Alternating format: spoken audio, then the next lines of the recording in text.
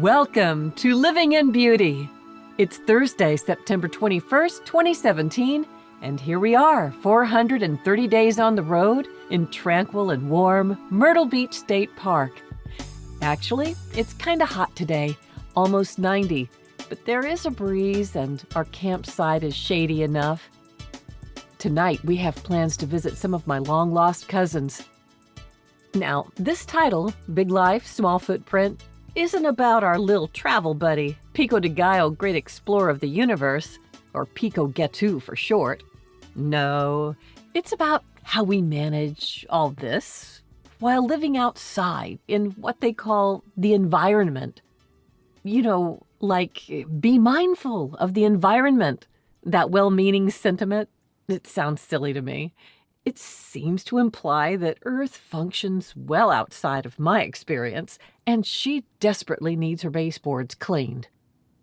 If I ever had a squamous cell of doubt that any of my parts, mind, body, or soul, is separate from the environment, then it took its leave somewhere in the last 430 days of living in beauty.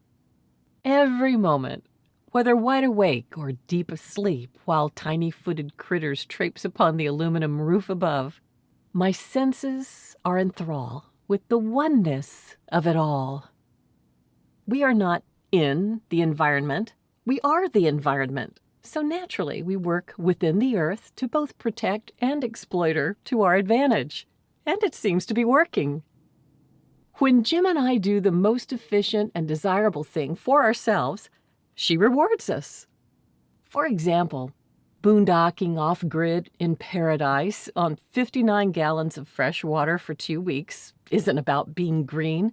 Living in beauty is the goal. And leave no trace is a no-brainer. We certainly don't want our favorite places closed off or ruined due to abuse.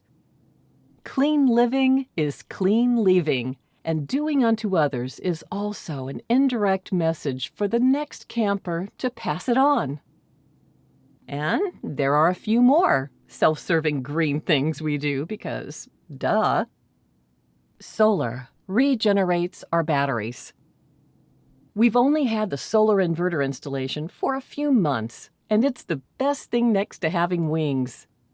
And even though that technology isn't supposed to be necessary when we're in a place with safe electrical hookups, it still comes in handy.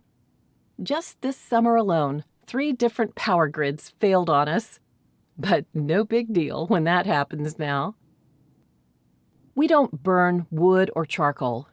When we have guests over to the house or feel the need for ambiance, we use our propane fireplace, because we enjoy fresh air and birdsong.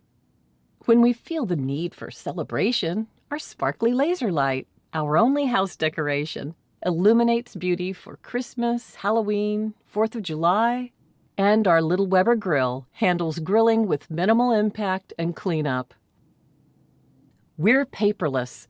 E-cards from Jackie Lawson or Rubber Chicken assist with our personal correspondence. All our photos and documents are scanned and stored digitally. We've managed to arrange 95% of our snail mail into email. That's an ongoing task. We bank online and use electronic checks. All literature is stored on our e-readers. A phone app called Scanner Pro converts paperwork to PDF. We're seriously water efficient. Water efficiency in this lifestyle is a game changer. We never hook up to shore water. We just refill our tank, filtering the water as it enters. Then, we filter again at the sink with our wonderful purification system, which makes our water the same color and taste wherever we go. Leaving our water pump off when it's not in use keeps us continually aware of our water consumption so we don't have to relearn that discipline when we boondock. We don't use pesticides or detergents, also a no-brainer since I'm allergic to both. Apple cider vinegar sprayed around the tires handles ant infestations. Otter wax insect repellent and citronella candles, only outside, deter mosquitoes. Lysop flakes handle the laundry, and we do not use bleach or softening agents. For household cleaning, we have reusable microfiber cloths and our homemade disinfectant wet wipes. We have no beverage waste. Making our own beverages, even on towing days, gives us that at-home feeling of self-reliance. Disposables are a hassle. The weight, bulk, and restocking are a pain. Jim has mastered low-tech bistro-style coffee, and he brews our tea, so we're very low waste. Sparkly water and ice are necessary for the civilized life, so I have a SodaStream, 2 bottles, and extra gas stored in the pantry. Our ice machine and ice-efficient OtterBox insulated tumblers keep our drinks fresh all day.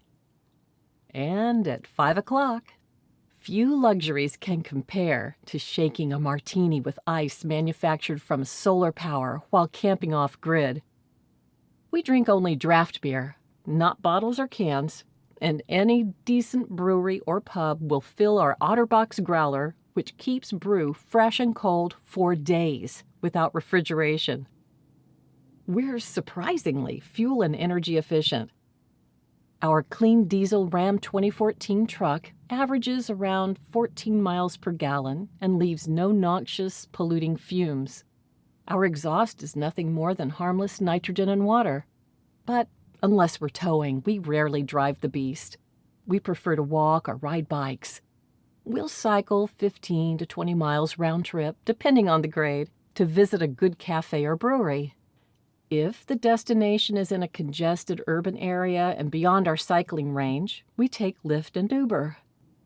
Public transportation and private ferries are a rare bonus. Propane runs the refrigerator, stove, hot water heater, and furnace. There's no need to keep water hot 24/7, so we turn on the hot water heater about 15 minutes before use, usually twice a day, and the water remains warm for hours after it's turned off. We're researching hot water on demand systems to replace our old system when it breaks down, but for now it's no big deal to plan 15 minutes ahead. Though we seldom use it, we have a generator that runs on propane and gas. We average 1 7-gallon propane tank a month. For travel days, we make our own no-cook fast food. When settled in, we eat a lot of raw greens, fruits and nuts, and we like to cook roots, veggies, eggs, and grains. And we make our own whole grain bread. To avoid stinky waste, we prefer to eat out for meat and fish. With the combination of LED lighting and solar power, we can enjoy lighting, music, computers, television, hairdryer, and ventilation system all for free. Our disposables are low. Though we haven't measured, it's obvious that our waste and recyclables are minimal. Tires, fuel, rubber gloves for tank dump time, dog poop and bags, paper towels, bowls, plates, and toilet paper are our primary disposables. We're always on the prowl for new techniques for paper efficiency, to find the balance between water and paper use. For example, Jim can use either water or paper towels to clean his French press, and I can serve on paper plates or bowls rather than wash our dishes. Nano towels for indoor and outdoor use help to control paper use, but to clean them requires a lot of water. So, when we're near a potable water source, we depend more on washable fabric towels and rags to make up for those times when water is limited and paper dependency rises. Often, at the end of the day, while sipping martinis by the fire, we think about the good old days and laugh at our many mistakes and wonder how we ever managed. Then we start solving the problems of the world. Perhaps in the future, most houses will be opportunistically off-grid, independently equipped to collect and store natural resources and have technology to monitor the quality, quantity, and daily usage of air and power and water. Then in response to wildfires, floods, storms, earthquakes, drought, famine, in-laws, God willing, the houses can roll, fly, or float, they just move on. Whoa. Yeah. But then, will they still call this living the dream? Thank you so much for joining us at Living in Beauty. If you like this post and want to be notified when a new one is released, please enter your email address and click the follow button at the bottom of this page. Okay, that's it for now. Have a great week.